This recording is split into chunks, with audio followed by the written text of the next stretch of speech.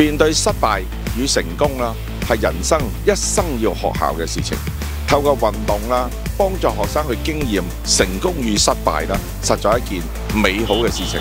幫助學生咧面對成功，但係心裏又要預備下次會失敗。縱然今日失敗，亦要努力，因為成功在明天。我又睇到呢學生們嗰種嘅投入，非常活潑同興奮，靚。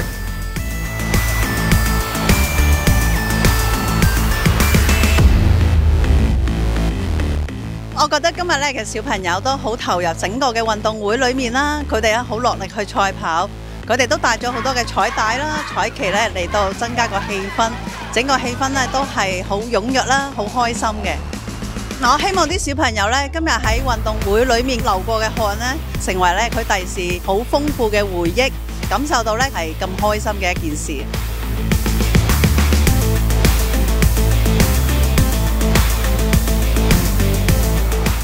今日咧好感恩啊！一切嘅比賽項目咧已經順利完成咗啦。我見到每一個同學都可以盡力做好每一個賽事啦，亦都發揮到學校嘅紅信精神喎。今年咧我哋好開心邀請到咧胡少康先生同埋陳家豪先生嚟到我哋當中參與我哋嘅紅信運動會。希望藉住兩位運動員嘅生涯，帶俾我哋嘅紅信學生勝不驕、敗不餒嘅精神。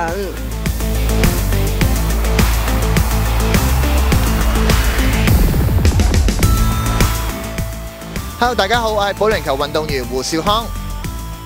其實平時都會教啲小朋友打保齡球啦，同埋見到其實今日嚟到信義學校嘅陸運會啦，咁其實見到佢哋好踴躍咁參加，同埋好熱情咁去招呼所有人啊，係一個好開心啦，同埋好有正能量嘅運動會啦。咁希望同學仔可以定下啲目標俾自己啦，咁挑戰自己，咁令到自己可以有進步啦。同埋我諗係最緊要，當你遇到困難嘅時候，唔好輕易放棄，去堅持自己目標向前進。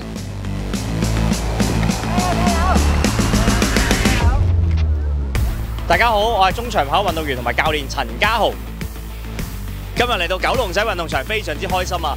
天氣再加埋今日好熾熱嘅氣氛啊！喺我背後一班小朋友，佢哋咧為咗自己嘅目標奮鬥啊！我見到佢哋頭先咧跑比賽嘅時候咧，真係大家都鬥得好勁啊！其實咧，我哋做運動咧都係有句成語嘅，一分耕耘一分收穫，沒有奇蹟，只有累積。我哋做所有嘢都係有累積，大家加油努力 keep 住就得㗎啦！